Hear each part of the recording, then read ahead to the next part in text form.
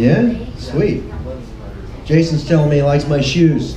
I actually had a guy at the Family Dollar tell me that these shoes are worth $700 if they were in mint condition, rather than bought by my dumbass at Value Village and walked all up and down mountains and mud and all that shit. So I really ruined them.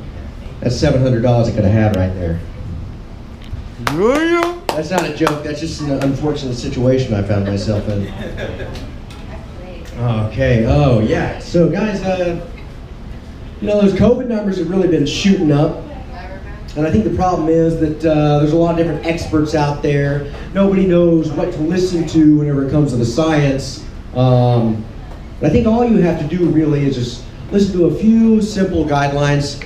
Number one is don't get into large gatherings. Avoid large gatherings of people. I've tried it myself. So my example is I just hang out with a very select group of friends, just those that have autism, because I know they've been vaccinated.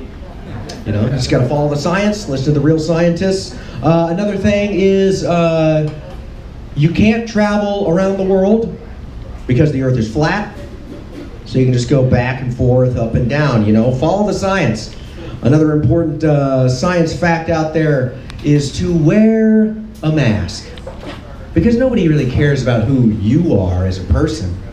So don't post about your political shit on Facebook or your sexual preferences on Instagram, Just go ahead and copy paste all the memes and disappear into the big mob of people. And right there, follow the science, folks. Follow the science. What else I got? Speaking of science and speaking of people's political beliefs, you guys saw those protests that we had here, I'm sure. Saw the protests, yeah, everybody saw that stuff going on. I was thinking about going out there and joining in, but then I realized I wasn't in the right place, I didn't have my house in order. I know that if you want to make a real change, you got to start with yourself. So I stayed home and I busted out my windows and burnt my car. Went really well, I've made a big change in my life. I can't go anywhere, and the AC bill is up. Whenever I was watching those protests, I had a realization about the state of law enforcement in this country. And I realized they were missing one thing, and that's me. I decided I want to be a cop. Yeah, that's why I grew out this mustache. The reason I want to be a cop is that now that all this pandemic unemployment assistance is over, I think that's the next best place to keep collecting unemployment. Yeah, once we disband those police, I love getting that government money. So my girlfriend recently bought some sex toys. She didn't tell me about it. It's a little surprise. I walked into the bedroom, and there it was, right in the middle of the bed. A big fucking dildo.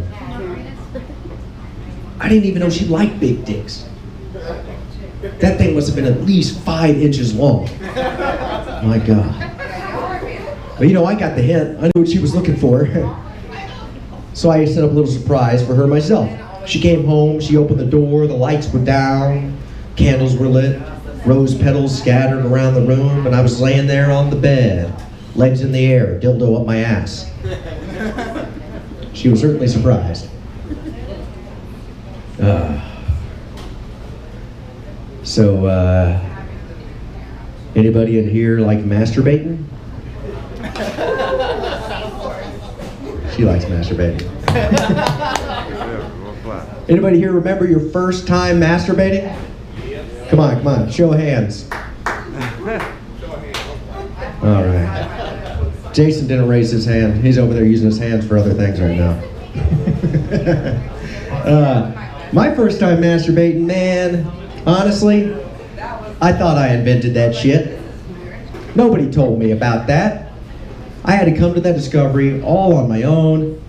I was just a little boy, all alone in my room, playing the N64, checking out those 64-bit graphics, looking at the digitized women, imagining all the spaces that weren't included in those graphics, and I had a realization.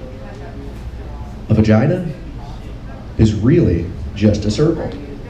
and I had a fucking circle right here in my hand. And I was gonna use that circle and make myself, well, a little woman. But one little thing I didn't know about was that you could fuck in other positions than missionary.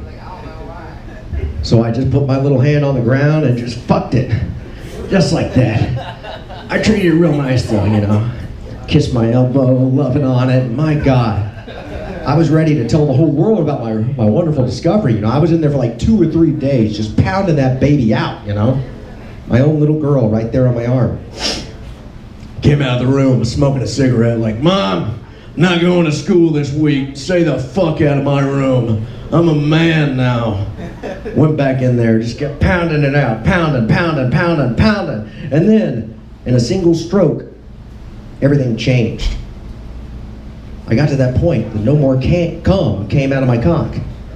I'd used up all my stores. I didn't know what was wrong with me. I thought that was the end, that I was done with sexual pleasure. So I come crawling out of my room, going up to my mom. She's in the kitchen. I said, Mom, I really fucked myself. And I'm gonna finish on that. All right, thank you. Who we got next?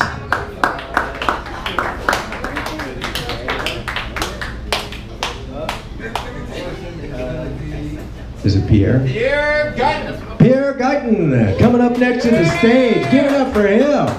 All right.